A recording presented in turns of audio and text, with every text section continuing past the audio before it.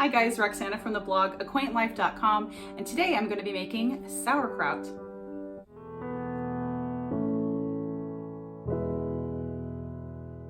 This is a really simple process. It's a delicious way to get a great probiotic into your diet. We make sauerkraut a couple of times a year, and I just basically serve it with every meal as much as possible. Just taking a scoop, and you get kind of used to it, used to the flavor. It might seem like something strange to use as for a side dish, but it definitely is something you get used to, something that begins to be something that's missing from the meal if it's not on the table. So I'm restocking our supply of sauerkraut, and I only need just a couple of things. We're going to need some sea salt or salt, whatever salt you'd like. We're going to need a large bowl and a half-gallon mason jar to pack our sauerkraut in. You can opt to just use your knife. I'm going to be using my knife today as opposed to a food processor. I used to use the food processor, but I kind of find that the sauerkraut was a little bit too finely chopped in that, so I kind of like it a little bit more chunkier, so that's why I'm using the knife today, but you could use either or, it doesn't really matter. And we're going to place everything into a large bowl, put the salt on, and from there I'll show you the rest of that process in the video. Let's get started. Okay, so first things first, we're going to wash the cabbages really well, and we're going to remove all the gross outer leaves that are often found on cabbage heads. In the blog post, it calls for 3 small cabbage heads for the half-gallon mason jar that I recommended. Today I only have 2.5 cabbages, so my jar is not going to be quite as full. So if you're using 3 medium cabbage heads, you should have an entire half-gallon. And just like I said before, I'm going to be using a knife to rough chop my cabbage.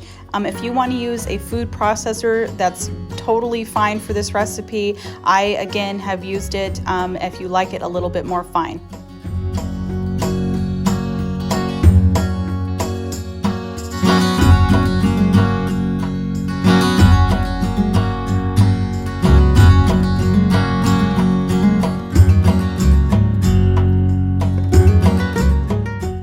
Make sure to save 2 large pieces of leaves, just like I'm doing here. Put that aside.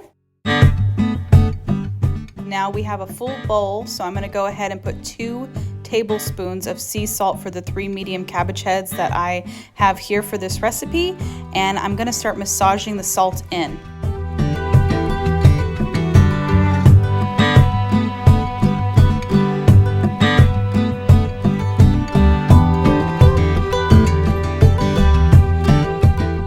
This does take a few minutes to get the brine to start building up there.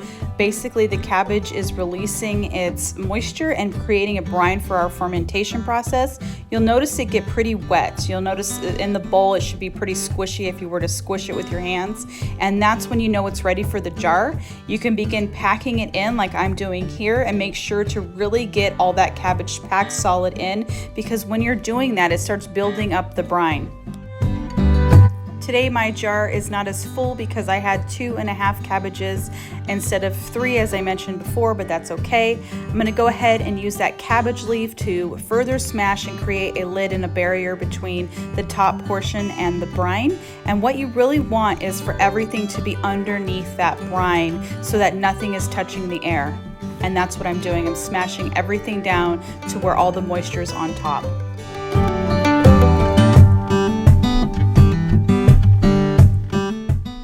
Finishing it off, I put a piece of fabric over the top so that it could still breathe while it sits.